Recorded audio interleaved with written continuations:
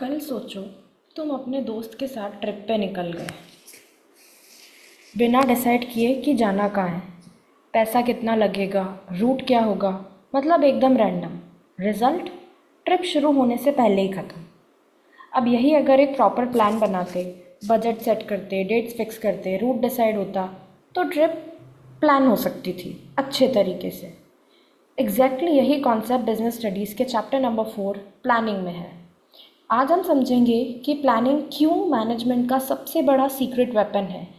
इसे primary function of management भी कहा जाता है। वेलकम टू निर्माण कॉमर्स, जहां आपको मिलेगा बिजनेस स्टडीज़ का क्रिस्टल क्लियर नॉलेज। तो लेट्स गेट स्टार्टेड। प्लानिंग का मतलब है पहले से सोच के रखना, थिंकिंग इन एडवांस।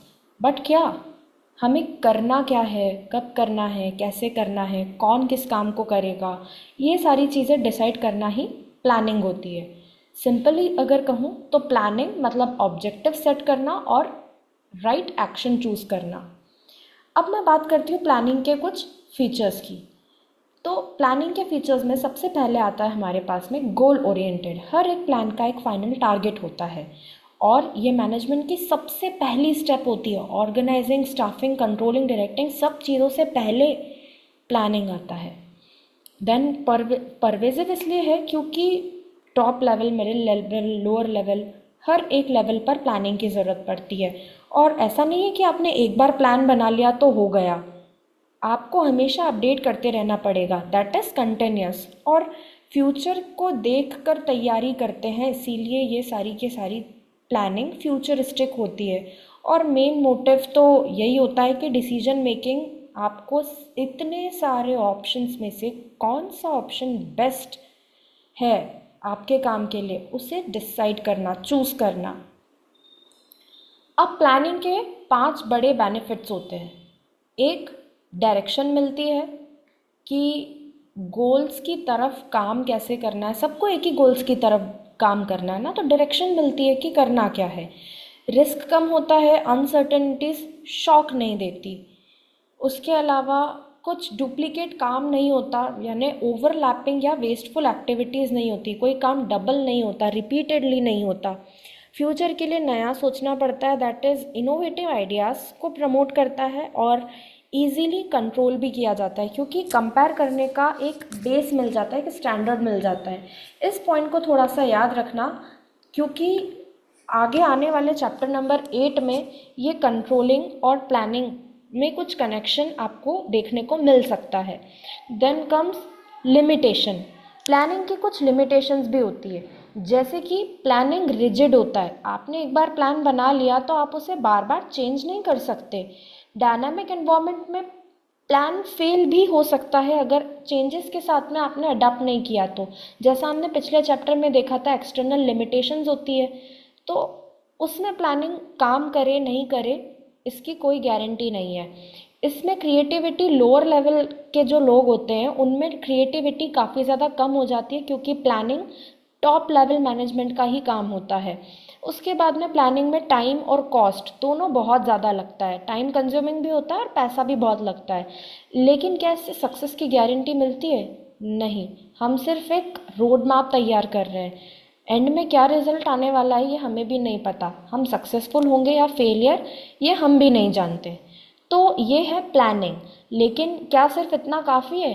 नहीं, प्लानिंग की कुछ प्रोसेस भी होती है। तो 7 स्टेप्स की प्रोसेस होती है प्लानिंग की। ऑब्जेक्टिव सेट करना, एजम्पशंस लगाना यानी प्रेमाइसेस डेवलप करना, और भी कई सारी। तो इसे देखते हैं हम एक एग्जाम्पल के साथ में।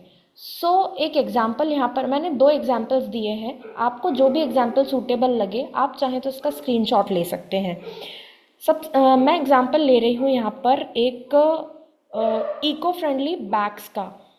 तो एक कंपनी है जो इको फ्रेंडली बैग्स बनाती है। उसने सबसे पहले प्लान में ऑब्जेक्टिव सेट किया कि उसे करना क्या है, what to do. That mean setting up of object. उसने सेट कर लिया कि उसे 3 महीने में 5000 इको फ्रेंडली बैग्स सेल करने हैं, मार्केट में बेचने हैं। सेकेंड, अब वो एजम्पशंस लगाएगा कि मार्केट में सिचुएशन क्या चल रही है, प्रेमाइसेस डेवलप करेगा, डिमांड बढ़ेगी, रॉ मटेरियल चीप रहेगा, क्या सिचुएशन रहेगी, वो अपने मन से एक एजम्पशंस लगाएगा। उसके बाद में थर्ड स्टेप में वो सारे ऑल्टरनेटिव्स की लिस्ट बनाएगा कि मार्केट में क्या क्या ऑप्शंस हैं उसके पास में, नई मशीन्स खरीदना, नए वर्कर्स हायर करना या प्रोडक्शन को ही आउटसोर्स कर देना। उसने सारे ऑल्टरनेटिव्स की एक लिस्ट बना ली। अब हर एक ऑल्टरनेटिव को अलग अलग पैरामीटर्स पर वो चेक करेगा, कॉस्ट, स्पीड, रिस्क, हर एक चीज़ कंपेयर करेगा और उसके बाद में कुछ डिसीजन लेगा। अब फिफ्थ स्टेप पर आएगा बेस्ट ऑप्शन को सिलेक्ट करना। उनने सारा की सारा कंपैरिजन किया और उसको बेस्ट ऑप्शन लगा कि हमें नई मशीन लेनी चाहिए। ठीक है, तो ये उसने क्या किया, डिसीजन लिया कि उसको एक नई मशीन लेनी है फॉर द प्रोडक्शन। चलो यहाँ तक सारी चीज़ें क्लियर हो गई। उसके बाद नेक्स्ट स्टेप में उसने अपने प्लान को इम्प्लीमेंट किया, मशीन लगाई और वर्कर्स को ट्रेन किया, यानी कि प्लान को इम्प्लीमेंट कर दिया। अब क्या सिर्फ इतना ही काफ़ी है? नहीं, प्रोडक्शन को मॉनिटर भी तो करना पड़ेगा ना। हर वीक कितना प्रोडक्शन चल रहा है, कितनी शिफ्ट्स की ज़रूरत है, क्या एडजस्टमेंट्स करने की ज़रूरत है। That means follow up of action. यही होता है प्लानिंग का पूरा साइकिल। इसी को आप रिपीटेडली फॉलो करते जाते हो, starting from setting up of objective to follow up the action. ये पूरा की पूरा प्लानिंग का एक प्रोसेस होता है।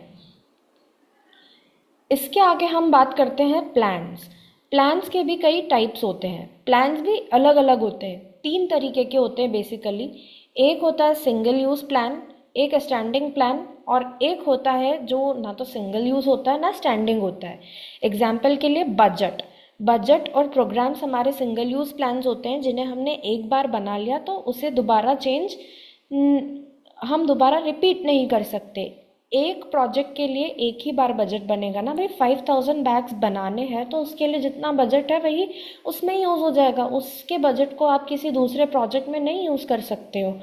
प्रोग्राम्स के अंदर भी सेम चीज़ होती है। आपने अगर कोई फ्रेमवर्क डिसाइड किया है तो आप उसके ऊपर ही स्टक रहते हो, आप उसे बार बार चेंज नहीं कर सकते। तो ऐसे प्लान्स जिन्हें आप एक बार के लिए यूज़ करते हो, बार बार रिपीट नहीं किए जा सकते, वो होते हैं सिंगल यूज़ प्लान्स। उसके बाद में हम बात करते हैं स्टैंडिंग प्लान्स की। ऐसे प्लान्स जो बार बार रिपीट होते हैं, बार बार रिपीट होने वाली सिचुएशंस के लिए बनाए जाते हैं, जैसे कि पॉलिसीज़, प्रोसीजर, मेथड और रूल्स। पॉलिसीज़ यानी कि ऑर्गेनाइजेशन के कुछ जनरली डिफाइंड रूल्स होते हैं, कुछ फ्रेमवर्क होते हैं जो कभी भी चेंज नहीं किए जा सकते। ऑर्गेनाइजेशन का जनरल रिस्पॉन्स होता है किसी भी पर्टिकुलर प्रॉब्लम की तरफ, कि अगर किसी जगह पर कोई डिस्प्यूट हुआ तो उसे कैसे हैंडल किया जाएगा, कोई प्रॉब्लम है तो उसको हैंडल करने का तरीका क्या होगा, ये प्री डिसाइडेड है। प्रोसीजर यानी किसी भी काम को करने का एग्जैक्ट मैनर क्या होगा, ये भी प्री डिसाइडेड है और उस मैनर को आप आने वाले प्रोजेक्ट्स में जहाँ चाहे वहाँ रिपीट भी कर सकते हो। उसके बाद में आता है मेथड। आपके ऑर्गेनाइजेशन के काम करने का क्या तरीका होगा, एम्प्लॉयज़ को गाइड कैसे करोगे, ये सब आपके ऑर्गेनाइजेशन के एटमॉस्फेयर के ऊपर डिपेंड करता है। तो method is again standing plan जो आप अपने हिसाब से हर समय अप्लाई कर सकते हो किसी भी सिचुएशन में। Then rules. रूल्स होते हैं जो स्ट्रिक्टली फॉलो किए जाने चाहिए किसी भी एम्प्लॉय के द्वारा। तो बिजनेस के अंदर जितना भी एक डिसिप्लिन का एनवायरनमेंट क्रिएट होता है ना, वो इन्हीं रूल्स की वजह से होता है। इनकी वजह से ऑर्गेनाइजेशन में जो है हसल क्रिएट नहीं होता। अब कुछ ऑब्जेक्टिव्स ऐसे होते हैं, कुछ प्लान्स ऐसे होते हैं जो ना तो स्टैंडिंग होते हैं ना ही सिंगल यूज़ होते हैं, जिन्हें आप चाहें तो रिपीट भी कर सकते हैं सिचुएशन के अकॉर्डिंग, और जो वन टाइम यूज़ भी होते हैं डिपेंडिंग ऑन द सिचुएशन, जो एकदम ना परमानेंट होते हैं ना एक टाइम यूज़ करते हैं पर बार बार अपडेट किए जा सकते हैं। जैसे कि ऑर्गेनाइजेशन के ऑब्जेक्टिव्स, आपका गोल अचीव हो गया तो क्या ऑर्गेनाइजेशन बंद कर दोगे? नहीं ना, अपने ऑब्जेक्टिव्स को अपडेट करोगे। मार्केट में अगर पुराने हो चुके हो तो अपनी स्ट्रैटेजी चेंज करोगे कॉम्पिटिटिव रहने के लिए। कंपटीशन बढ़ रहा है तो उनके हिसाब से काम करने के लिए आपको स्ट्रैटेजीज़ भी अपडेट करते रहनी पड़ेगी, राइट। तो ये सारी की सारी चीज़ें हमने देखी इस चैप्टर के अंदर, प्लानिंग। तो अगली बार जब भी तुम अपनी ट्रिप प्लान करो या अपना स्टार्टअप शुरू करने का सोचो तो याद रखना, बिना प्लानिंग के सपने सिर्फ इमेजिनेशंस ही रहते हैं। और इसीलिए प्लानिंग मैनेजमेंट का सबसे पावरफुल टूल है। ये था चैप्टर नंबर 4, प्लानिंग। इसका simplest break down in simple words.